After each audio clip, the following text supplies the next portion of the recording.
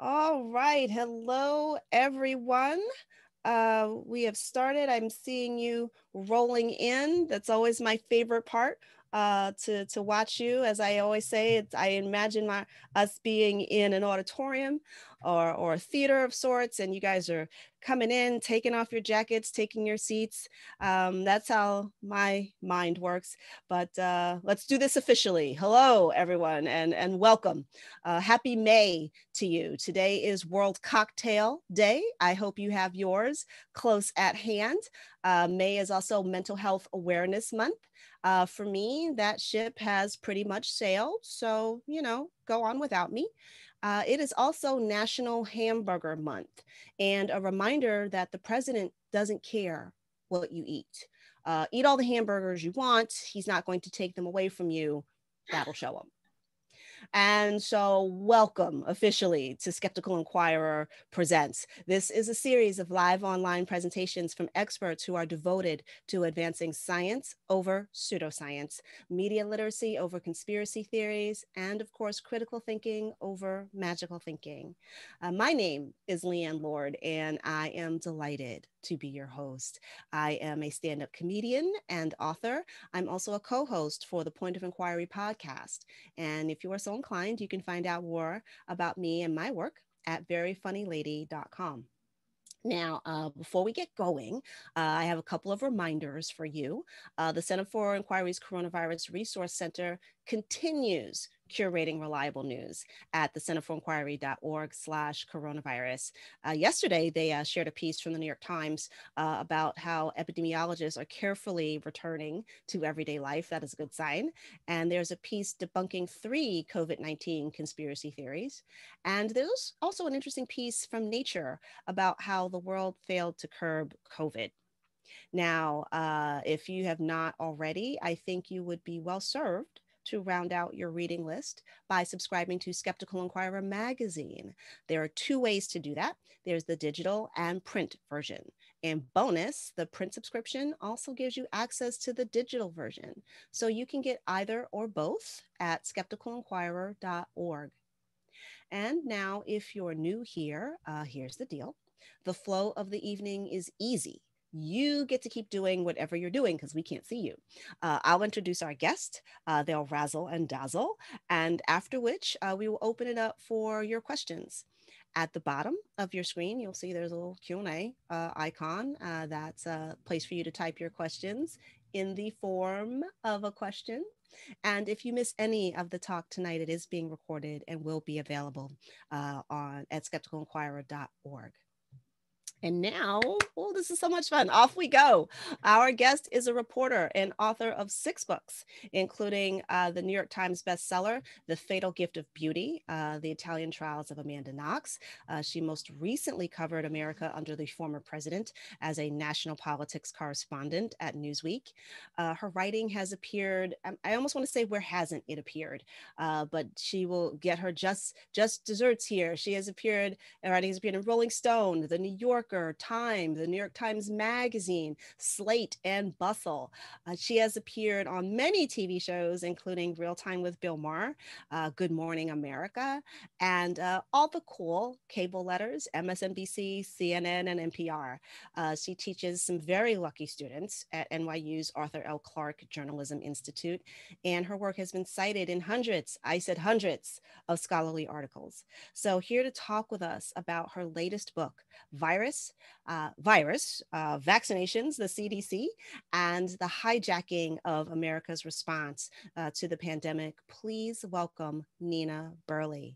Nina, please feel free to take it away and share with us. Well, thank you for that wonderful introduction. I am super honored to be here and to be asked to address my, I guess, fellow skeptics. I'm a big fan of the CFI. I've spoken to them before about some other books, but I was very thrilled to be asked to come here tonight. So thank you very much, Leanne, for the introduction. And I guess what I'm going to start with is, why this book? Why am I, people have come up to me, my friends and colleagues, and why did you do this? Like, what were you writing this the entire time? Did you start in March of 2020? And the answer is no. I actually didn't start writing it until I got a call from publisher of Seven Stories Press in around Thanksgiving. And he said, hey, I want someone to write a 50,000 word book. In book world, that's short. 50,000 word book on the race to the vaccine. And I said, you know, I'm intrigued. Obviously, I've been paying attention to this, like everyone else. But I'll do it for you if you let me do two other things. One is allow me to, I don't want to say vent, but it is a kind of a vent. Allow me to explain and remind people what happened with the CDC and the former guy's administration and their handling of this crisis. Allow me to do that. And then the second thing I want to do is talk about the conspiracy theories that this virus spawned, and the sort of allegiance to those conspiracy theories, the metastasizing of the conspiracy theories in this country, and why that was, what they are, and why people attach themselves to them. So he said, yes. Well, yes, go right ahead. So basically what this is it's a story about what just happened to us in a political sense, but also in a social sense. And it is a story about science and the triumph of science in this era of rampant scorn for expertise and attachment to conspiracy theories and DIY kind of science or pseudoscience. So to start off with, I'm just going to I made a little PowerPoint or a little slideshow for you so that we can have some pictures to look at other than my book cover and my face. And I hope they entertain you while we go through this. As I said, the goal was one of my goals was just to remind people what happened, what was going on in the former administration when the virus landed on our shores. And why was it that in March and April of 2020, I had to leave New York. Everybody, those who could left, and I had a place outside the city. Why was it that we couldn't get on top of it, having been warned in January? And I'm not one of those. As Leanne mentioned, I covered the former administration for 5 years, and I've covered politics off and on, American politics off and on for a long time. So I'm very aware of the political power polls that were the foundation of the former administration. And I watched in March and April, as everybody here I'm sure did, in horror, as we saw that there was not going to be any activity from the government in terms of helping the states, that they were throwing it to the states in this kind of Hobbesian universe of competition. And also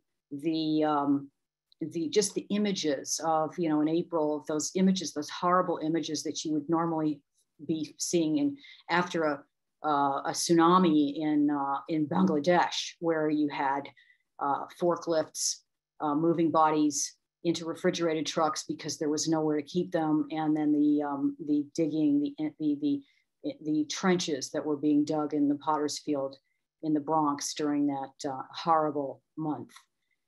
I'm not one of the people who thought that this was accidental. I never thought that. And so I was seething as I sat there in the countryside watching what was happening to New York City and to then the rest of the country.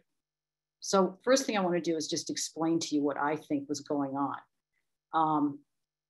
You will be remembering some of these pictures, but I want to refresh your memory. I have to say, I had an assistant working with me, a Stanford microbiology PhD student, who, when she started the project, she was mainly there to talk to me about the science and help me understand the vaccines and the genetic science. But I asked her to make me a timeline of events, and she almost immediately sent me an email and said, "Oh my God, I feel like I'm being pelted with WTFs all over again." And that's actually why we need to remember this, because it happened so fast and we were all in such a panic. We've never had anything like this happen to us as a society before in our generation. And I'll get to that generational thing in a minute, that we were not able, really, all of us, to understand what was going on. So I started my book off with explaining what was happening with the CDC and with the former guy and his administration. And the explanation that I have for this is that there were two poles to the power of that administration. One of them was the religious zealots, the white evangelical Christians who got this man into office with their votes coming out of the churches. And they're the first pillar. So what did, here's everybody knows what this picture is of, germaphobe, having hands laid on him and pretending like he's thinking about God. So these people had gotten him into office, and he absolutely needed to pay them back. And how did he pay them back? He paid them back by putting them in charge of the public health agencies. So you had Azar at CDC, Azar at HHS, like Price before him. Alex Azar is an evangelical Christian. He was the sponsor of the White House cabinet prayer meetings that were Bible study meetings that were being held weekly in the White House. He was the sponsor of that. These are things that I didn't actually know when this was happening. Everybody knows about Pence, obviously.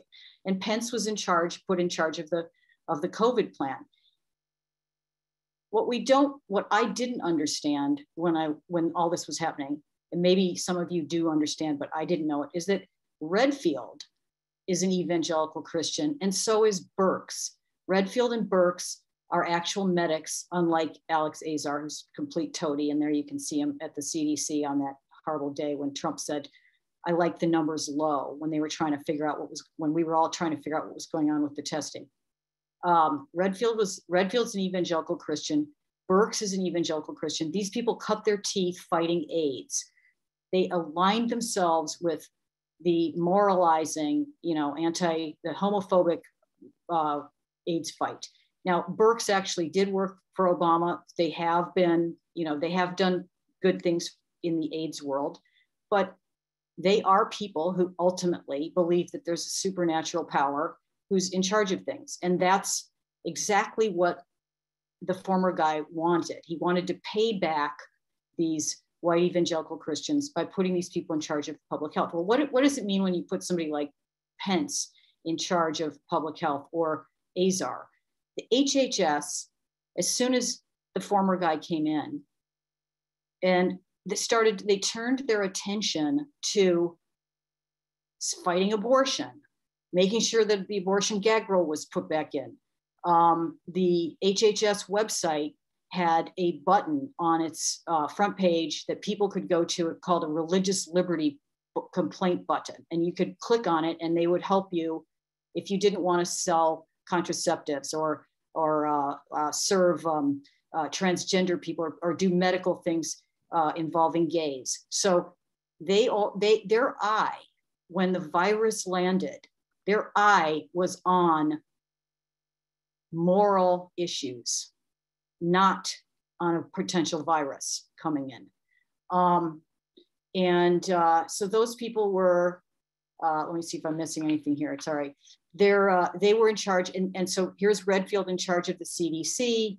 And on this day, March 6th, this is the day when Trump, I shouldn't even say his name, the former guy and Azar were blathering on about how anybody can get a test.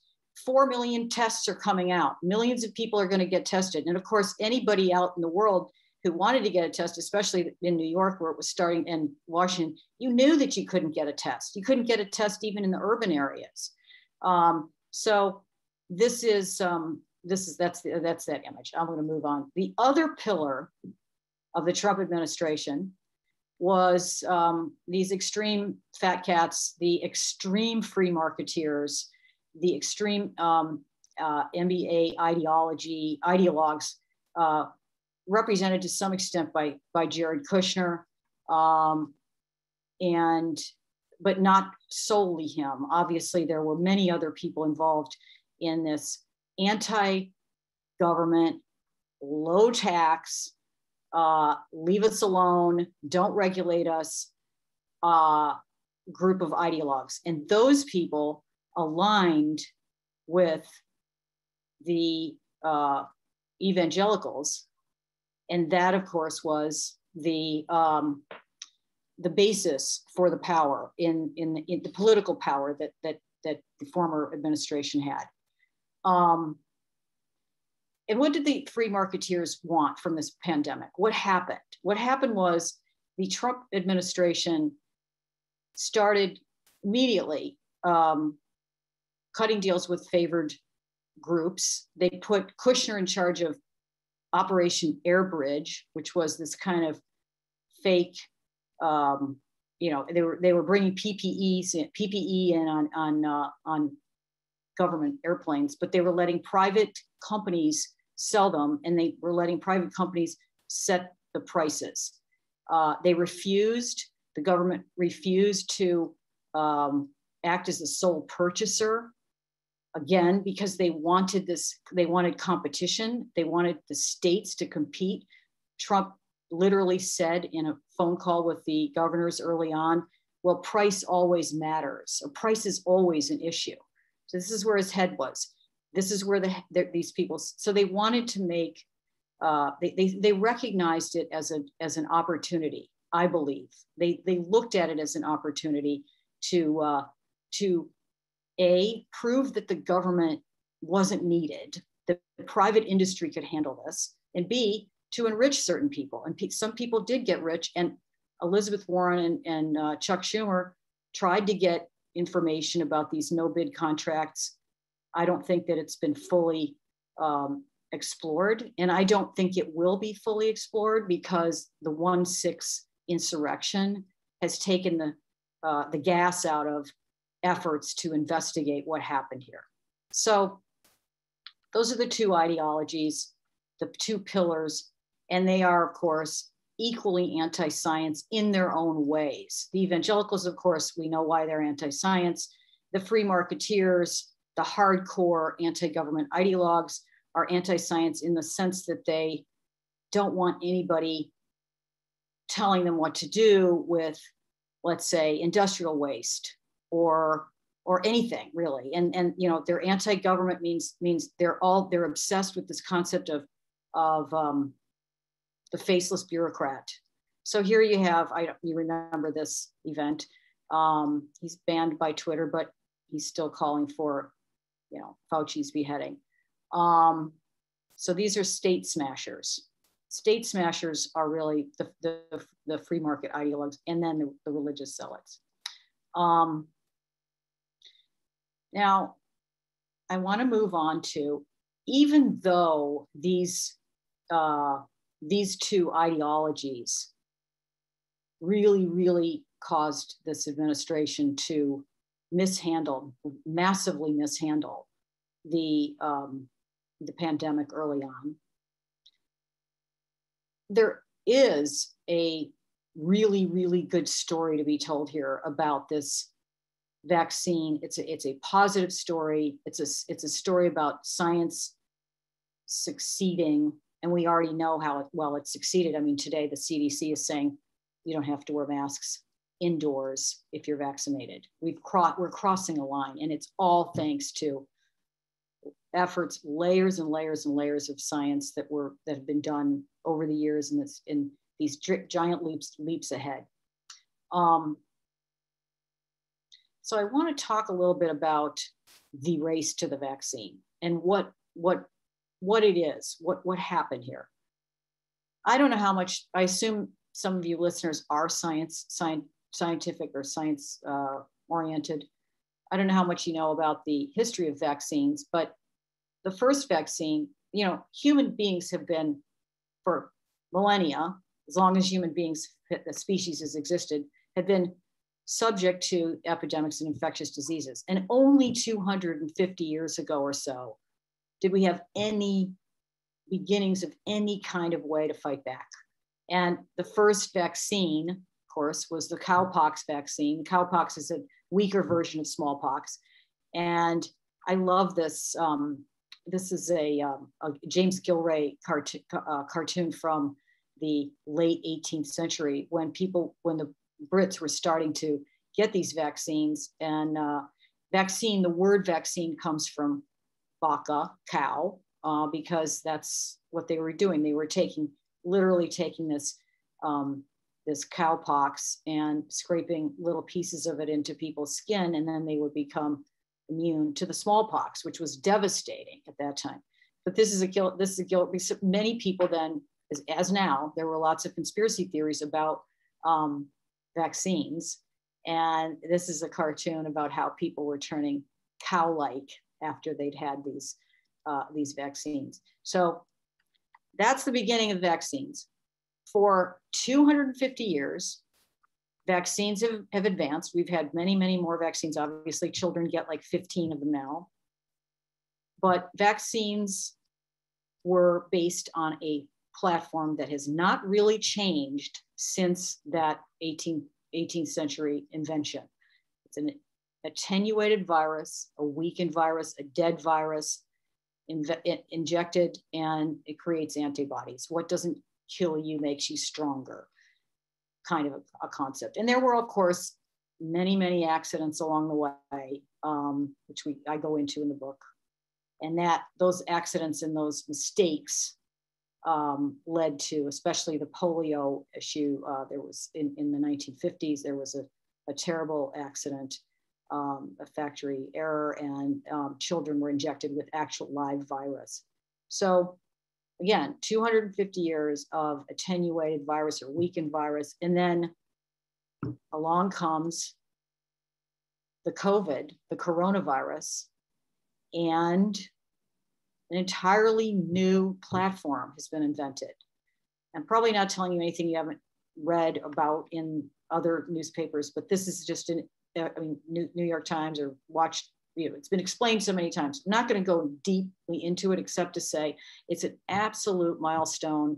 It's going to change the way that we fight these viruses going forward. And it's not a miracle, but it's an amazing, amazing testament to the advances, especially in the last 20 years in genetic medicine.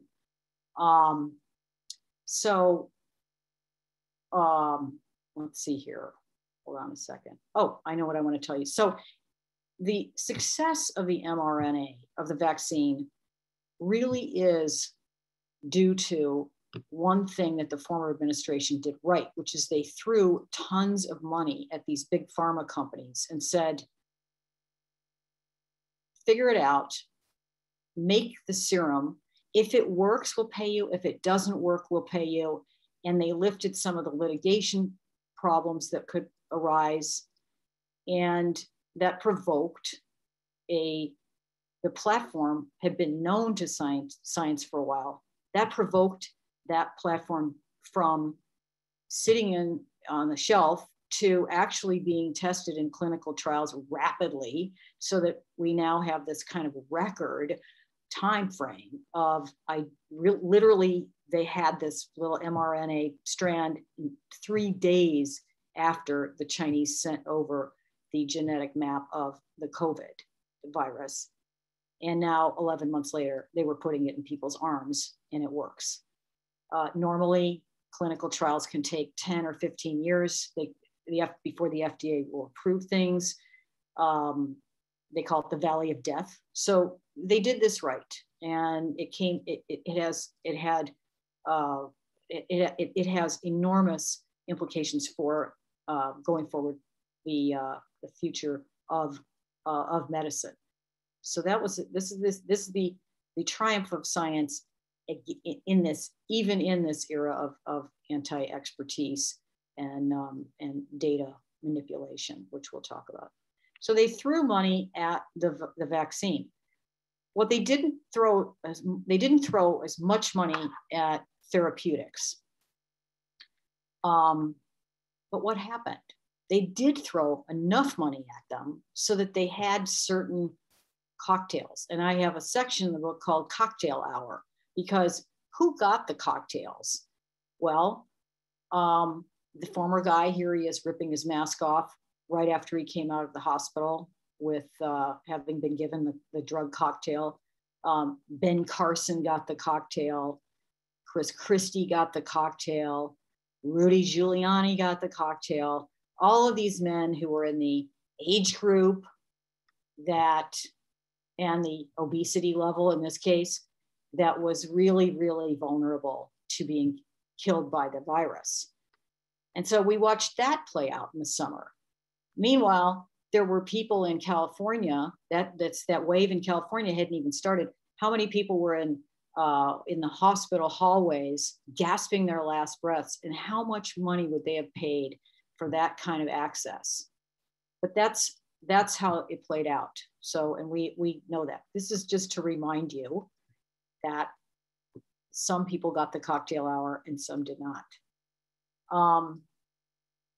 And now I just want to give you a little literary deviation here. I went to grad school in English literature, and when the pandemic started, I had to go straight to my old bookshelf and pull down the Daniel Defoe's A Journal of the Plague Year. And I scanned through it a lot in those first couple of weeks. It is remarkable how little our response to this kind of thing has changed. And he's written about, this book is about a late 17th century plague epidemic in London. And everything except for the fact that there is now a cure or a vaccine, and they didn't have a vaccine for everything is the same. Londoners left, the rich ones left, the poor ones stayed. Houses of entertainment closed. People were locked down, but also went crazy and fled their lockdown homes and went crazy in the streets. An explosion of conspiracies. The idea that maybe a comet had predicted this, or people went to astrologers. People started going to quacks and trying quack medicine. Things like pinning a toad to the collar was supposed to ward off the plague. They were utterly helpless. So even up to 250 years ago, the human species only had shamans, astrologers to explain what was going on. Magical thinking was the way. And what's amazing about this is we haven't changed a bit. We are, even though science has moved us forward and we've got this vaccine and we knew what it was right away, amazing genetic images of what this thing even looked like. You couldn't turn on the TV or look at a newspaper without seeing the great spiked protein, right? And so everybody knew about the science, but what came along with this understanding of what was going on? Did we agree that we could explain what this was and that hope for the vaccine to work and follow the recommendations of Fauci? No, Fauci should be beheaded, according to Steve Bannon. Instead, people have started to attach themselves to these notions. What I call my first experience of this conspiracy theory explosion was I was doing some work in Ohio in the summer, a documentary on fracking, completely unrelated to the pandemic. And I started meeting people who were talking about Bill Gates and 5G and how, Bill Gates is behind this is part of a plan to reduce the human population by 80% because the elites understand that the world can't continue as it is with this much humanity on the planet. So they plan to get rid of a bunch of people. And I kept hearing this over and over again from different people out in the backwoods of Ohio. And when I started working on this book, I had a young man who spends a lot of time on the internet sort of do a listing of all the conspiracy theories that were really alive and kicking on Reddit and in other places on the internet. And one of them was, of course, the Great Reset, which the Great Reset is this kind of Davos slogan. And, it's to make us, think that we're moving forward and that we're going to figure out wealth inequality, or we're going to start being more green. But it's a slogan that was immediately picked up and taken as something much more sinister. And you can still, I couldn't believe it. I never watched Fox News, and I happened to turn it on last night, and Laura Ingraham was on, and the Chiron literally said the Great Reset. And she was talking about how, Brussels is controlling Americans or something. And it was just, these slogans are, whoever made them up and is still using them at Davos, and I think the British government was sort of talking about this in the summer to mean something completely else. They're sort of tone deaf, like, no good ideas. The Davos folks, they're just tone deaf. They don't understand, like, this is how it looks to the conspiracy minded. So that's one of the conspiracies. And then the other, of course, is, there are many, many sort of unified, they throw in a lot of things, as everybody knows. And you've got the Bill Gates, you've got the Illuminati, you've got, I didn't realize this, but there have been actual attacks on 5G. And then you've got, what's his name? The actor, I'm blanking on his name right now, Woody Harrelson. Woody Harrelson jumped on the 5G. It's 5G. This is why you're getting sick. So we have kind of an awesome ability to spread these things, obviously through the internet, but also the gullibility and the reason, the fact that people will prefer to believe those things over what Fauci is talking about. Part of it is, of course, the echo chamber. Here we have Regan getting, I guess she lost her job over this, but for a long time they were calling it a hoax until it became impossible to keep denying it. I think you still will find people who think it's not as bad as the flu, or just as bad as the flu and nothing worse. And that's thanks to the echo chamber here. This is where we're at as a society, that half of us, or many, many people, believe, obviously they believe in the big lie about the election, but they believe in these kinds of stories about what we know, what science tells us is going on. So the conclusion that I came to about why why people are so willing to resist the science and what we're told about what's going on, has to do actually with the success of the science, the success of vaccines. In 1900, the lifespan of the average American, the average lifespan was 48 and 49 for men and women. That's our great-grandparents' generation. Now it's, if you're born in 2019, you can expect to live to be 79 or 80 if you're born in America. Why are people living so much longer? Well, why is that number changed? Not so much that people are living longer. One of the reasons it's changed so dramatically is that we have vaccines for these diseases that used to kill children in huge numbers. If you were born in 1900 or say 1920, you would not have gotten probably to adulthood without having witnessed a sibling die or have a very traumatic infectious disease, the names of which we can't even pronounce. We don't even know what they are because our children have never had these things. We don't know what they are. We don't know what it feels like to watch our children die before our very eyes, or to be traumatized for life by the memories of horrible diseases. We don't understand that. We don't have that anymore. And so, being that, we are spoiled in some ways by the very success of these vaccines, which, of course, we have a fairly significant section of parents, not a majority, but a significant number of parents who will refuse to take these vaccines and to let their children take them.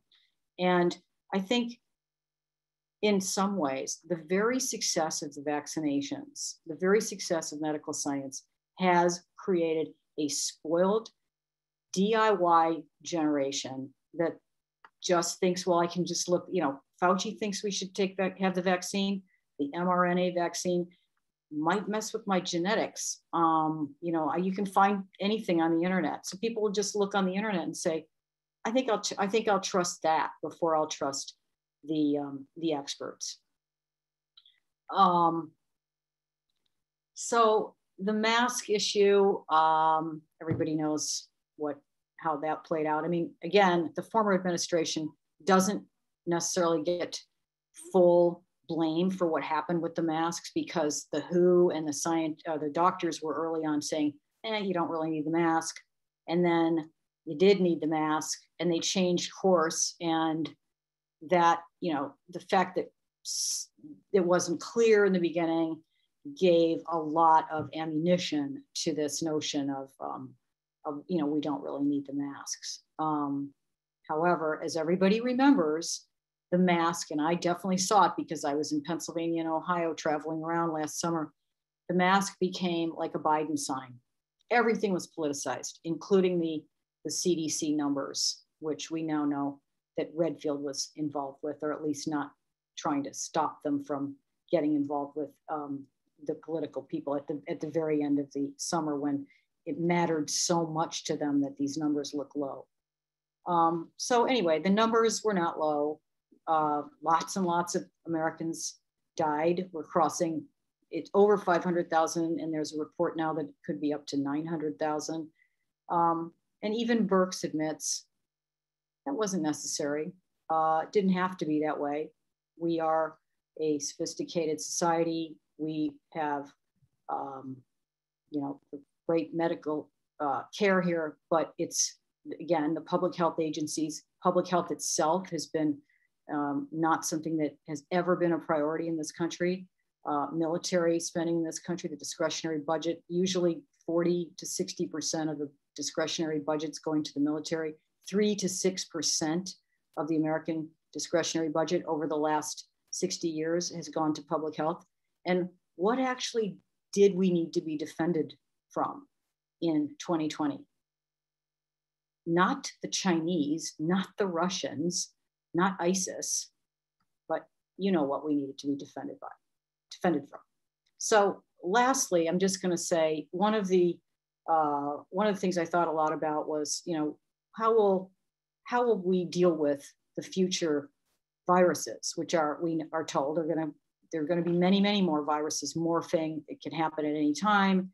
Obviously, we're more prepared with this new platform. It can be rapidly ramped up. And of course, if we don't forget this particular pandemic, we may have better prepared leaders. But this week, the WHO came up with some recommendations. They found crucial shortcomings in the global response, and they have recommended that the WHO be more active, more proactive, more involved in shutting down travel, and being equipped to investigate early on what kind of a virus may be causing epidemics in certain areas so that they can head off a pandemic. And of course, that would be a big change if everybody came together behind the WHO and said, okay, there's an organization here on this planet that's going to address these species-wide event like this one, and we're going to trust them. But again, I have to say, my sense is that at least for a large segment of Americans, not the majority probably, but many are really enamored of this concept of the faceless bureaucrat and somebody in Brussels, as Ingraham was saying last night, telling us what to do. So it remains to be seen, really, what kind of lessons we've taken from this. And with that, I think I'll let you ask me some questions, because I've gone a little bit over my time, but not too much. I've got about 20 more minutes, I think. So ask away. Yeah, no, Nina, you are great on time, and thank you so much for that presentation. You can stop screen sharing whenever you would like, and I apologize. It took me a second to pop back in here. I was checking in with Bill Gates because he's infatuated with my every move now that he's getting divorced. There's so many things that you mentioned, and we will get to questions, but you reminded me of the Great Reset, and I remembered when I thought that was just turning my iPhone on and off, because me disconnecting from the Matrix is a huge deal for me. And I remember reading your book when you talked about one of the cures, or what people thought would help them in the London pandemic was pinning a toad to their collar. Right. And I laughed at that, and I'm like, well, wait a minute. Am I getting a 2-for-1? Do I pin the toad on, and then if I kiss it, it's a prince? Like, is that how they sold it? Probably not. But that's what popped into my head. But we have got some really, really cool questions. And I will say, folks, Nina's book is out next Tuesday, the 18th.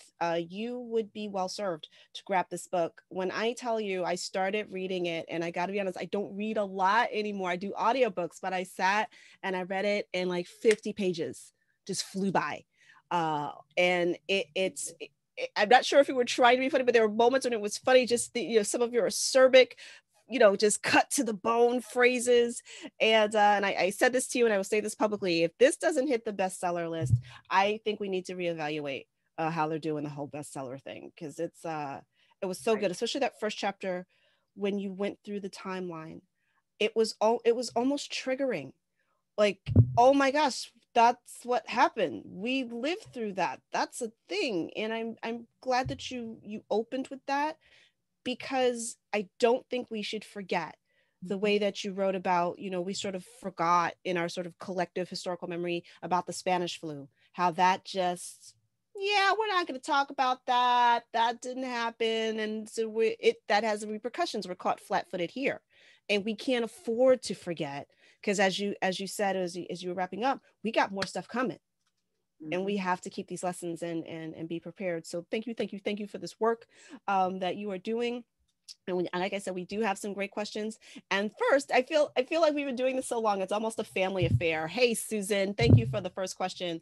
Susan Gerbic says hello to me and to you, Nina. And she's actually interested if you have any quick comments about what is currently going on in the Middle East, as you've lived and worked there as a journalist and covering the settlements. And I know that's not what you talked about at all tonight, but Susan jumped in there with that question.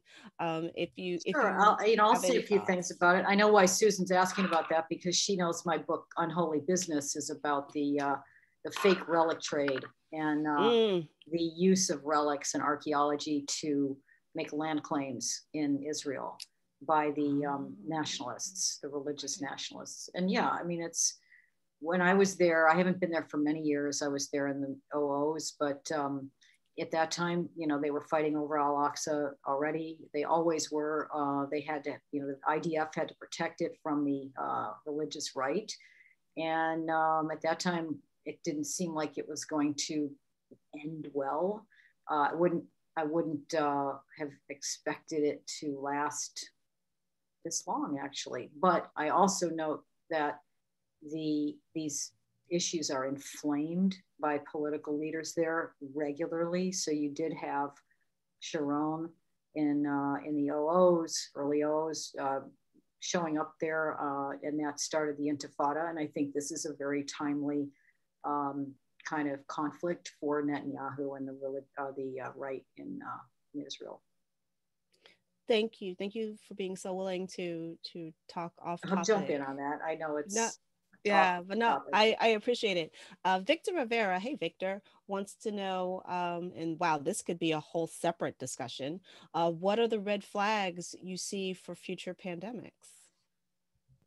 Well, obviously, the problem of forgetting this one. As you mentioned, Leanne, that there are no memorials to victims of the Spanish flu. We don't tend to look back at these types of events. And we are facing, because of climate and just man's activity, our species in involving ourselves with other animals. We are facing these morphing viruses all the time. And we're traveling all the time. So we're already back on airplanes all the time. We are we are a linked species, more linked than we ever have been physically, but also by the internet and by our phones. So that to me suggests that we actually might have a kind of a transformative change here, because the internet has allowed us for the first time to recognize that this is a species-wide event that we are seeing in real time. Everyone around the world is experiencing the same exact thing. We're all vulnerable in exactly the same way. So I think that maybe that would kind of lead to a kind of collective response next time. But again, if you're watching Fox News and Laura Ingraham, we don't want to be collective. I mean, that was one of the things I didn't get into, was with the former administration rejecting any interaction with these international bodies, including the WHO. Right. That's why, why we didn't get the test early on, because they scorned it. So anyway, Victor, those are red flags, and there are some good flags, and there are some not so good. Indeed, thank you.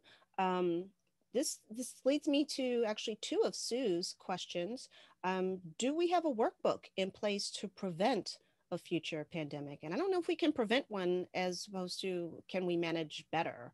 I don't know if we can prevent it, but yeah, is there a workbook? That's a good point, Leanne. I don't think that we can prevent, but there were workbooks. There was a pandemic plan that they dispensed with, again, because their eye was on contraception, abortion, moral stuff, not on that there might be this unbelievably unexpected to them event. Whereas, the people who had written that pandemic playbook, I think it was called, under the Obama years, had actually been paying attention to it. And they knew that this was a possibility. And there is a playbook. There is a playbook for what to do. And they were not following it. And they were not following it. They were not even communicating with these pandemic preparedness experts, who are a resource that they could have been working with from the beginning. They just ignored. And those people, recognizing what was going on, I interviewed some of them, did not know who to contact in the administration to pick up the phone and go, here's what you need to do. It's just a complete breakdown. There was no calling the White House and go, press 1 for proper pandemic response. Press 2 for when the vaccine will be out. There was none of that happening. Oh my gosh. Chuck from Canada wants to know, was this fiasco a former guy thing? Because I'm with you. I don't say his name. I refuse. I was calling him he who must not be named, but that's an insult to Harry Potter fans everywhere. But was this fiasco a last guy thing, or would a different Republican president maybe have handled this more? Yeah, I mean, I know that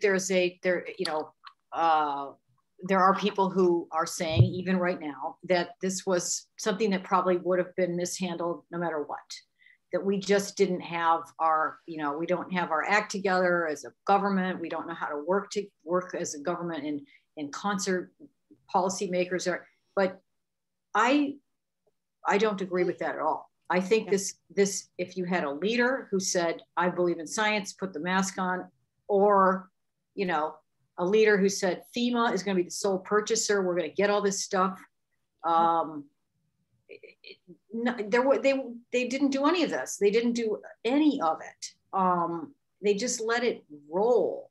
And I think it's cynically, I believe that they probably just looked at actuarial tables and thought we could probably lose a bunch of people. I mean, that's another thing I didn't get into, but it's eugenic in effect, what they did. Yes. It was eugenic in effect. You had the cocktail for the white, fat, rich guys, and you had nothing for the brown, poor people who were gasping for air by the million around the world, but by the hundreds of thousands of people in this country who lived in circumstances where they didn't have the money to even go to the hospital. I mean, that's, the medical system here. You could have a whole conversation about the healthcare system. Yes. And why people didn't want to go to the hospital, because they know if they're uninsured, they go to the hospital, they're going to get hit with a massive bill.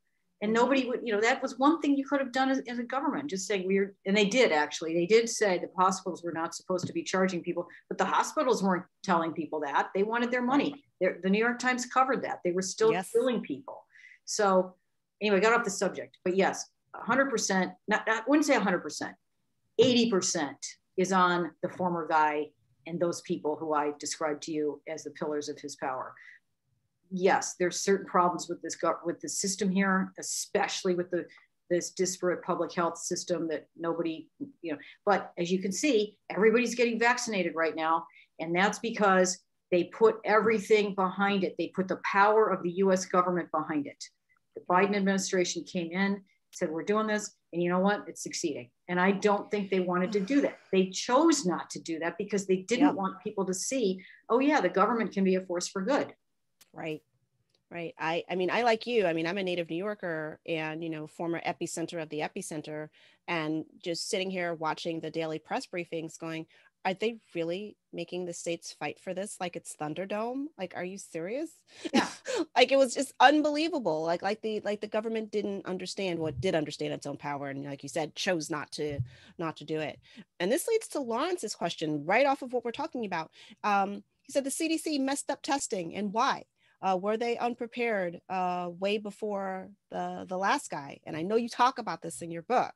The CDC used to be the gold standard. They were it. They did mess it up. And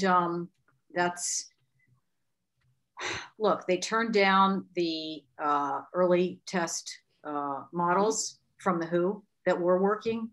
They didn't get on the stick about it. And once they did, they messed them up. They could have asked the FDA to do a workaround, and they could have used some of those tests apparently, but they didn't. They didn't jump. They did jump when the former guy thought hydroxychloroquine was a good idea. They did emergency authorize that, but they didn't do any workarounds for these public health agencies that were trying to use commercial products to do the tests. Why? I like the numbers low.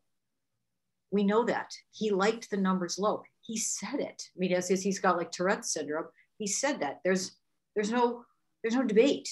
He didn't want the people to be tested. So yes, the CDC screwed up on their invention, but there were workarounds, and they didn't get involved with them. Thank you. Eddie Tabash, hey Eddie, good to see you out there. Wants to know, do you have any thoughts on how the coronavirus actually came into existence?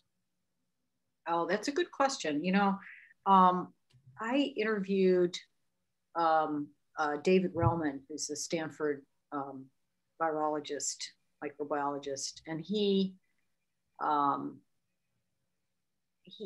is one of the people who thinks that it's possible that the Wuhan bat experiments are the source. not that this was deliberate, but that, you know, things happen in labs, and that this conversation about that was not something that we could have when the former guy was running the show, because they're xenophobes, they're conspiracy theorists, and nobody wanted to jump on board. Now it's a little bit more discussed among these experts. But I think the jury's still out. I think that what I believe is that you can't rule that out the way the WHO team did when they went over there. You cannot say this did not happen this way. But again, the virology community not interested in having this conversation, because first of all, my God, if you're the virologist at the Wuhan lab, how do you even have that conversation that millions of people died because of, if this was an accident? But furthermore, there are labs all over the world, and they would have to change their way of doing things. And I think they're not motivated to do that. So I think that you cannot rule that out. But the jury's still out. I obviously could have jumped from an animal into another animal to us. They just haven't figured out what that intermediary was. Anyway, long story short, I am open to the lab leak idea.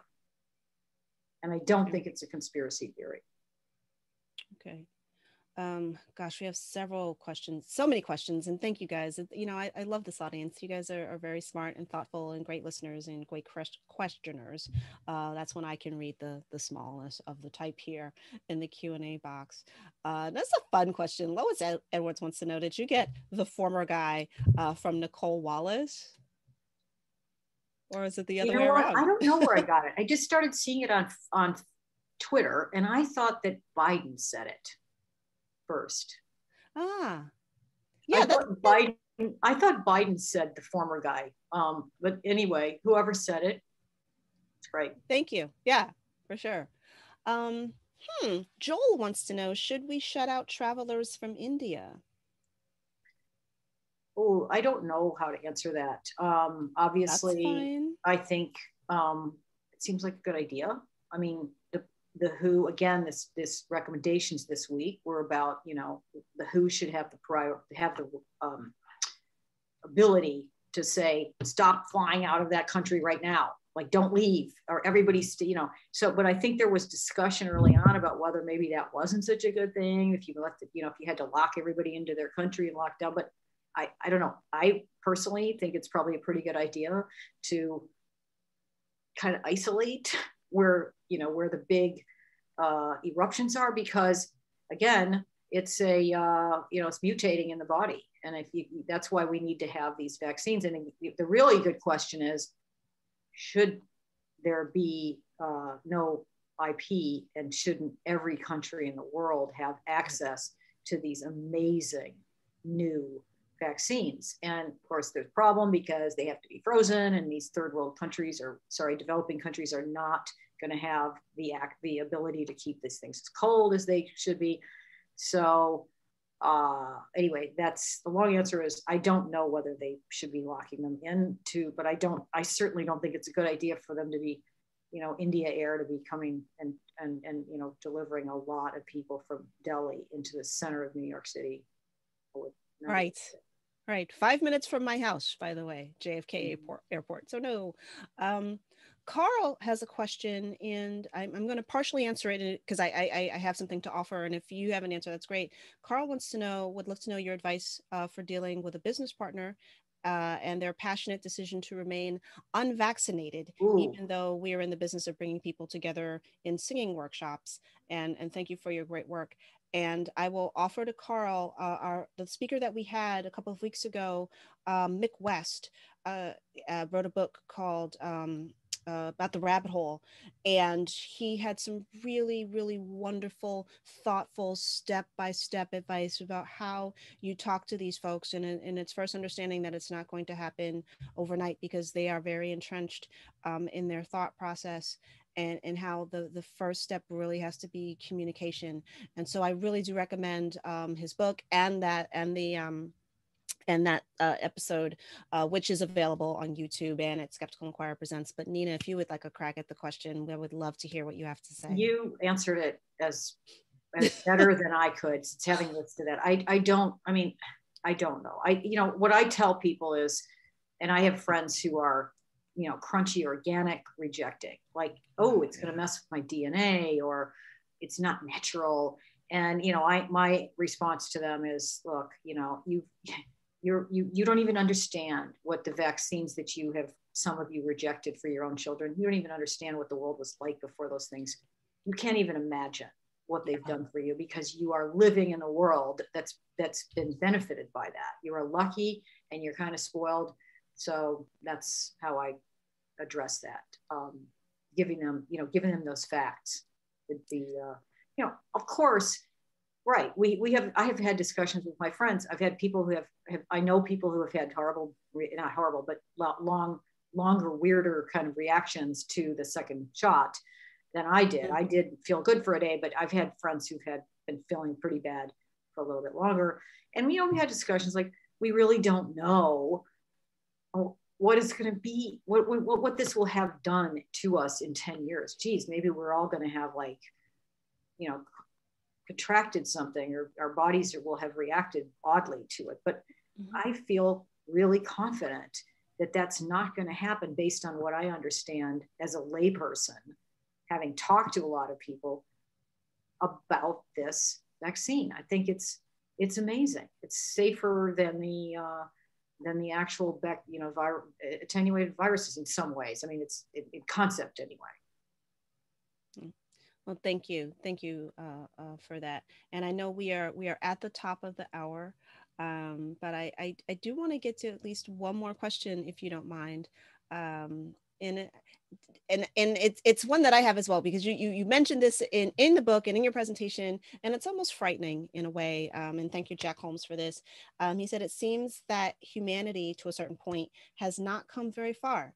It appears that many Americans are trapped in the past. Do you agree, in the sense that our reaction to this isn't any different than the Londoners? When you said you were reading that book, I wrote it down here somewhere. Daniel Defoe's The Journal of the Plague Year. We're the same people. What happened? Why are we not better? Well, I think, again, I'm not like, what would that be? I'm not an evolutionary psychologist or whatever that type of, whatever area of study it is that would look into how our reactions to things that happen are affected by our species history, and as a things that happen to us that don't happen to us anymore. But I have to think that there's an instinct in us to, again, it's the magical thinking. There's residual, these things go back to they're like primal, and we confronted with something like this, and you can't do anything about it. You're helpless, you do start, praying, or I don't know, looking to your astrologer. That's going on all the time. And, it's sort of like asking, why do people still have religion, I guess? And why are we still, looking to a guy in the sky for our help? Thank you. And you know what? I lied. I do have one more. From Colin, because this is good. I'm yours. I don't. Okay. Yeah. Me too. Yeah. Right after this for me is my personal cocktail hour. So I love that it's cocktail day, by the way. And it's also, I'm in Chicago, so it's also only 7:00 here. Well within cocktail hour. Yes, like for sure. Too late cocktail hour. So I'm ask away. Okay. All right. Well, I won't go too much further down the path, but Colin had a great couple of questions. Wanted to know, do you expect us to have annual vaccinations for COVID-19, 20, 21, 37, hike, bingo, whatever it is?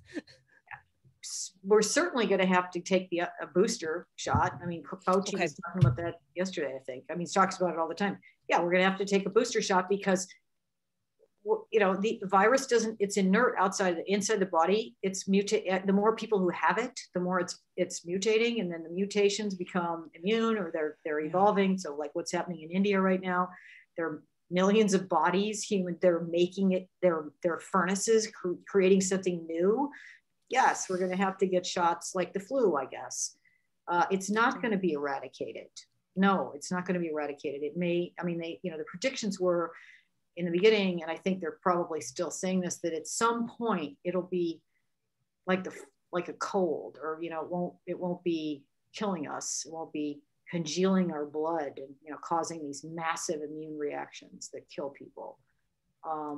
But we're a ways from that. So yes, I think we're going to, and will there be a COVID-20? And I don't know. Hopefully they're not going to come annually. Some new, Yeah. you know, A something year new off would every be year. nice. But are we entering a new, who knows, man, the world's kind of going crazy, right? Because of climate, you know, the man's activities on this planet have really, you know, I mean, we're good. We're moving towards electric cars and a little bit less, you know, dependence on fossil fuels and so on, but there are just so many of us. And so, yeah. Yeah. There are so many of us, and yet I'm single. Can someone please figure that out for me? What are we doing here? But, Nina, I really want to thank you for sharing your time and your expertise, and for writing such a wonderful piece. Again, Virus, everyone, it comes out next week, and I think you would be well served to add it to your reading list. And again, to everyone in the audience, if you missed anything, the recording of this event will be available tomorrow at skepticalinquirer.org. And my thanks again to you, Nina, and to Skeptical Inquirer, the Center for Inquiry, our producer, Mark Kreidler, and of course to you, the audience, for spending your time with us. And my name is Leanne Lord. Thank you. Good night, Nina. Thanks. Thanks. Have a good one.